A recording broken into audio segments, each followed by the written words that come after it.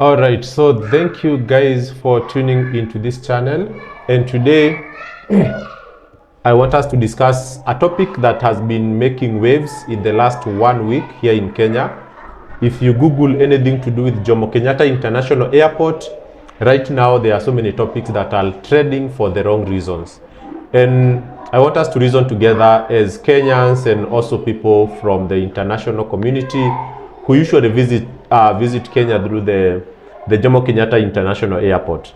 There are things that have happened there recently that have made people really question the goodwill of the government or the goodwill of the staff at the Kenya Airport Authority to make processes easy and, serve their customers with dignity and with respect.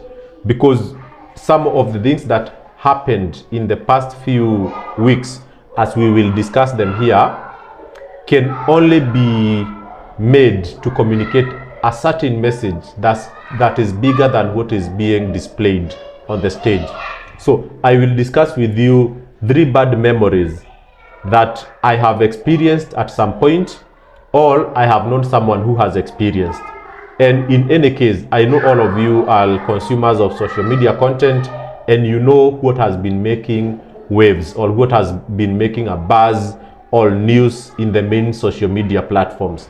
The first thing that happened was on 25th August 2023. So let's say close to 2 months now, 2 months ago, and there was a total blackout for almost 30 minutes at the airport.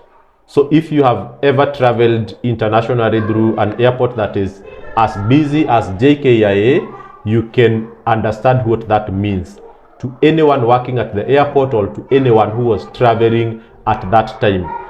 30 minutes of shutdown, complete standstill at the airport is not a joke. Thousands of people missed their flights, appointments were missed, connection of flights were missed.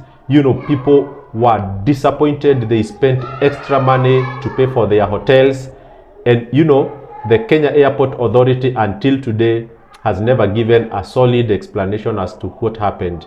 What is known is that the Minister for Transport, Kipchumba Murkomen, went to the airport and fired, I think, the director of engineering or someone and 2 other staff.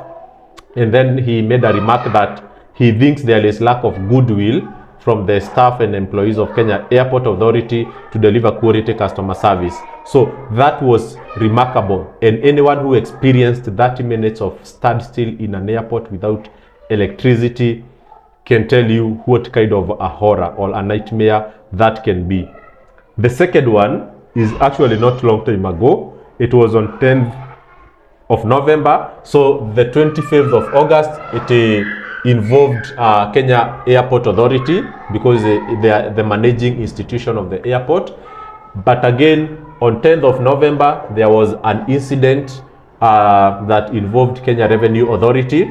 As you all know, there is a new regulation that was passed, though I think there is a court that has suspended it, that was putting a threshold into the value of goods and gifts that anybody arriving into Kenya should carry.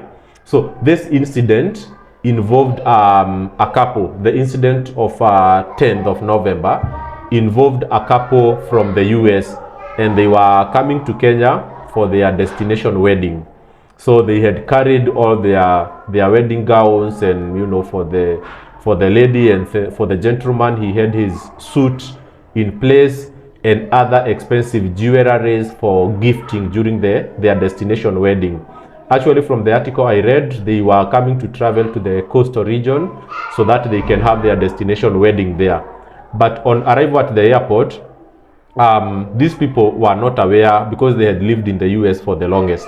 They were not aware of the new regulations in Kenya that you should not bring anything more expensive than 75,000 Kenya shillings. So that is equivalent to like 500 is it around $500?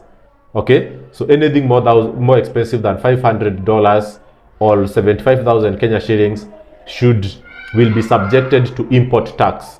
So this couple were not aware of those new regulations, so they carried all expensive things, but not for business. They came for their own self-consumption or self-use, given that they had an event ahead of them. So on arrival at the airport, you know, the officials from the Kenya Airport Authority were there.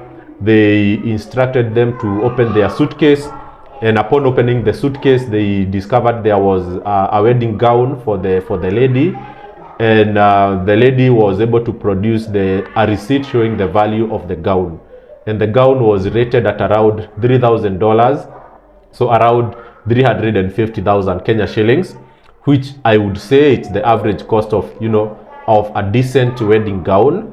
So they felt so much harassed and embarrassed because they were forced by the Kenya Revenue Authority to leave their gown behind because they did not have cash at hand to pay for the money up front. And also they were not also convinced that it was the right thing to do because the regulation was not as popular and most people had not understood it. So they had to remove the gown from their suitcase and leave the airport without it.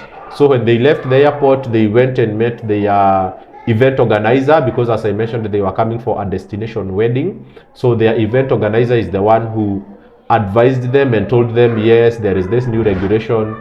A lot of people are in disagreement with it, but that is what it is. So they went back to the airport, and after several confrontation and really felt very embarrassed, they agreed to make the payment so that their gown could be released and they could proceed to the wedding that they had planned. So that was a very, very huge embarrassment. And, you know, Kenyans made a lot of noise online, and, you know, and Kenya Revenue Authority also made a comment, said they apologized for the inconvenience, but, you know, when law is passed, it is what it is. It has to be, you know, followed up with. So they paid, and then they got their gown and proceeded with their event silently. The day after, on 11th of November, actually, I think on a Saturday, there was another complete blackout at the airport, and people were asking, why is it that there is no automatic shift of power source? If there is a backup generator, ideally people shouldn't even feel the impact. In a matter of milliseconds, power should shift from the grid, from KPLC, immediately to a power backup generator or to a battery system if there is any in place. So it took a cool 20 minutes to transit from Kenya Power to generator. So it means that people who are traveling at that time, they were caused really to wait for long hours and cost them a lot of inconveniences. So let us hope that you know, the current administration will do their job, and that they will try to work hard to improve the process so that Kenyans cannot be inconvenienced in the same way.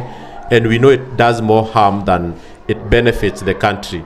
So the small money that the government maybe is looking forward to collect in terms of tax and import fee, it could deviate so many you know, passengers and visitors and tourists from coming to Kenya. So we hope that that will be taken care of, and that Kenya will get back its you know, title as a premium host of a good international airport, that people come and, you know, experience the beauty of it without inconveniences. So that was it from today, guys, and I hope I have taught you something, and I hope you'll come back for more content.